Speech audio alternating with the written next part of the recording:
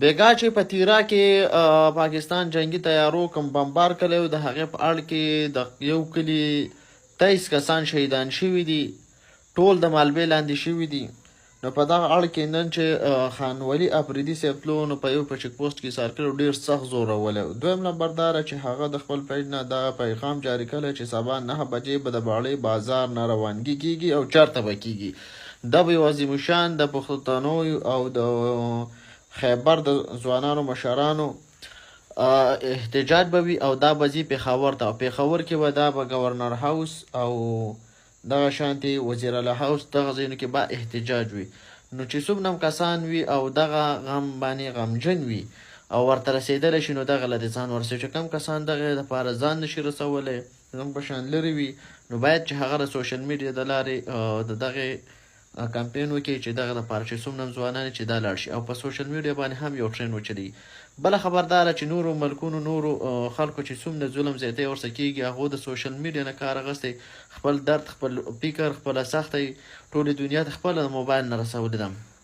بده مرغه نه زمونږ که خدای شیره چې یو یېرېږو خپلې یېرې د وجې نه میدان ته راوتی شو، نه موبایل ته مخامخ کېدی شو. نو په دغه کې چې سبا څومره ځوانان حصه شي اخیستی، نو دغه احتجاج کې لاړ شي. او کوم کسان چې نشي رسېدلی، او هغه د سوشل میډیا د لارې ضرور ورته اواز چوت کوي. ډېره مننه. او کم کسان چې ویډیو نشي جوړولی، نو باید چې هغه د نورو ویډیوګانې راواخلي او مخې ته شیر کړي. زما ویډیو چې ده د هر سړی د خپل پیج نه شیر کولی شي، ځان له شیر کوي، خو باید چې د دې قام اواز چوت. دا غلام میډیا ده او غلام ریاست دی. په تیرا کې چې 23 ماشومان او زنانه بې ګناه خلک او د مور په غېږه کې د کلونو بچیان ماشومان شهیدان شوي دي، نو دا غلامه میډیا پې نن بیانونه ورکوي چې د تیرا کې د دهشتګردو په وادي موارد کارخانه وډزوله، ختمه یې کړله. یا خدای م تباه برباد کړه. 24 پکې ماشومان او زنانه پکې شهیدان کړه.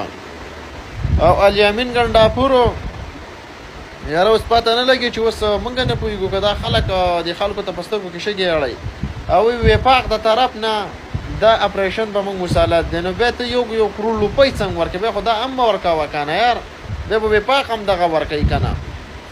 سوچ دا وړي یار.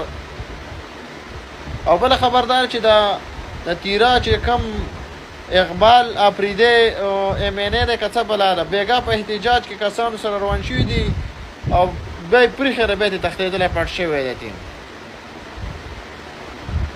او نن د خان ولي افریدي او دا غزګي نور مشران او ځوانان به کور کمانډر هاوس، وزیر اعلی هاوس او ګورنر هاوس، د که څه بله هاوس او د غټه هاوس دې ته په احتجاج به راځي. نو ټول پښتنو نه مې دغه هیله ده چې شرکت پکې و، چې کوم شرکت نشي کولی سوشل میډیا د لارې د اواز چوتې، او چې کوم د سوشل میډیا د لارې اواز نشي چوتولی، داسې ویډیو درځي دا شیر کوئ، مخې ته چې ځي په د خپل قام کم از کم چې لږ حق ادا کوئ.